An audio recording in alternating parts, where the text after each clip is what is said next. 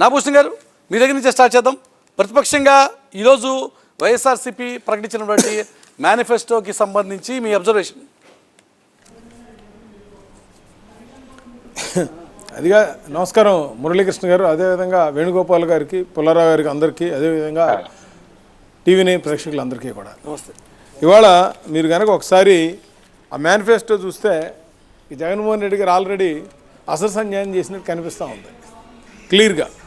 ఎందుకంటే ఆయన నేను మాట తప్పను, నాకు భగవద్గీత, ఖురాను, బైబిల్ అని చెప్పారు. నేను అడుగుతున్నా, వేణుగోపాల్ గారు ఉన్నారు కాబట్టి ఆయన మంత్రి పదవిలో ఉన్నారు. ఇప్పుడు మీరు పోయినసారి ఎలక్షన్లో ఎట్లాగే నేను మాట తప్పనో చూపించారు. ఇప్పుడు మేము ఉన్నాం అనుకోండి, భారతీయ జనతా పార్టీ ఒకటి ఉంది, మోడీ గ్యారంటీ. ఏం చేసామనేది ఇందులో ఫోటోలతో సహా ఉన్నాయి. అంటే రోడ్లు వేసామా, ఫ్యాక్టరీలు తెచ్చామా, లేకపోతే ఏదన్నా ఐఐటీలు పెట్టామా, ఎయిమ్స్ పెట్టామా, everything we have some evidence. ఇప్పుడు ఆయన మేనిఫెస్టో పెట్టాడు, ఆయన 5 సంవత్సరాలు ఏం చేశారనేది ఇంతవరకు ఏమీ చెప్పాల. అది పక్కన పెట్టండి. ఫస్ట్ ఆయన మద్యపాన నిషేధం చేయకుండా నేను ఎలక్షన్కి రాను అని చెప్పారు. మద్యపాన నిషేధం ఏమైందో ఇంతవరకు దాని గురించి చెప్పాలి. విడతల వారీగా క్లోజ్ చేస్తూ ఉన్నారు. ఇప్పుడు 5 సంవత్సరాలు అయిపోయిందిగా, అది క్లోజ్ చేయాల.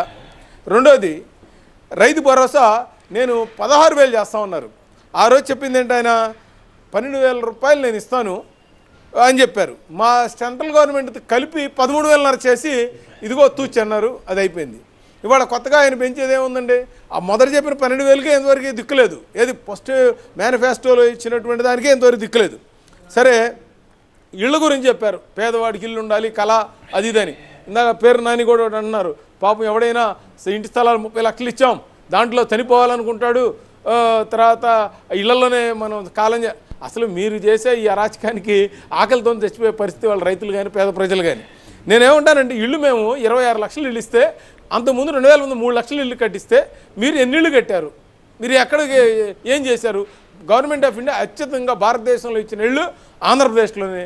మరి ఎందుకు ఇళ్ళు కట్టలేకపోయారు? మీరు ఇచ్చారు 2 గజాల స్థలం అని. 2 గజాల స్థలం లేదా గజం స్థలం అసలు ఎక్కడన్నా ఒక గజం స్థలంలో ఎక్కడన్నా ఉందండి? ఈ మన చరిత్రలో చూసామా? గజం స్థలంలో మీరు ఏడ ఇల్లు కట్టుకుంటారు మీరు? అది మరి దాంట్లో ఇచ్చారు. సరే, అవి కూడా ఇల్లు కట్టలేదు, జగన్ అన్న కాలనీ అన్నారు, అది అన్నారు. సరే, ఎలక్షన్ ముందు అంటే ఈ మేనిఫెస్టో ఎందుకు అబద్ధం అని చెప్తున్నానంటే, మేనిఫెస్టో 2019లో రిలీజ్ చేసేటప్పుడు 3 రాజధానుల గురించి ప్రసక్తి ఎత్తకుండా నేను రాజధానిని వాషింగ్టన్ కంటే బ్రహ్మాండంగా కడతాను, మీరు చూడండి అని చెప్పి రైతుల కళ్ళల్లో ఆనందం చూస్తాను, ఈలాగే నేను 5 సంవత్సరాలు 20 సంవత్సరాలు కట్టను, చూడండి వచ్చిన 2 ఇయర్స్లో బ్రహ్మాండం కడతానని చెప్పి పాదయాత్రలో చెప్పారు, తాడికొండలో మంగళగిరి ఎలక్షన్లో చెప్పారు రాజధాని గురించి. కానీ ఆ తర్వాత ఇది ఏమైందో ఇంతవరకు తెలియదు. తర్వాత పోలవరం వచ్చి 5 ఏళ్లలో పూర్తి చేస్తారంట. అది కేంద్ర ప్రభుత్వం ఇక్కడ అబద్ధాలు చెప్పారంటే ఎగ్జాంపుల్ ఇదే. ఆయన అపోజిషన్లో ఉన్నప్పుడేమో చంద్రబాబు గారు రాష్ట్ర ఎందుకు తీసుకోవాలి, దాన్ని కేంద్రానికి ఇచ్చుండి పూర్తి చేసి ఉండేవాళ్ళు, కేంద్ర జాతీయ ప్రాజెక్టు కదా అది ఇదని చెప్పడం జరిగింది. నేను అనేది ఏంటంటే, ఇవాళ ఆయన వచ్చారు, మరి ఎప్పుడు కేంద్రానికి ఎందుకు అప్పచెప్పలేదు? ఈ రోజున ఆ ప్రాజెక్టు మొత్తం 55,000 కోట్లు ప్రాజెక్ట్ అయితే ఆల్రెడీ 35,000 కోట్ల రూపాయలు డబ్బులు ఇచ్చాం. ఎదురుగా ఉన్న డయాఫ్రమ్ వాల్ కానీ కొన్ని ఏవైతే ఉన్నాయో ఇవాళ ఒక అంతకుముందు 72% పూర్తయింది, ఇవాళ 77% పూర్తయిందని రిపోర్ట్ ఇచ్చారు. అంటే 5% 5 సంవత్సరాలు, మళ్ళీ 5 సంవత్సరాలు కావాలంట. అంటే నేను ఈ పాయింట్ ఎందుకు చెప్తున్నానంటే, అసలు మీరు లాస్ట్ ఇచ్చినటువంటి ఎపిసోడ్ ఏదైతే ఉందో అయ్యే ఫుల్ఫిల్ చేయలేదు. మళ్ళా మా కార్డు చూపిస్తున్నారు, మోడీ గారు 2014లో అమలు ఇచ్చారని మాయ చూపిస్తున్నారు.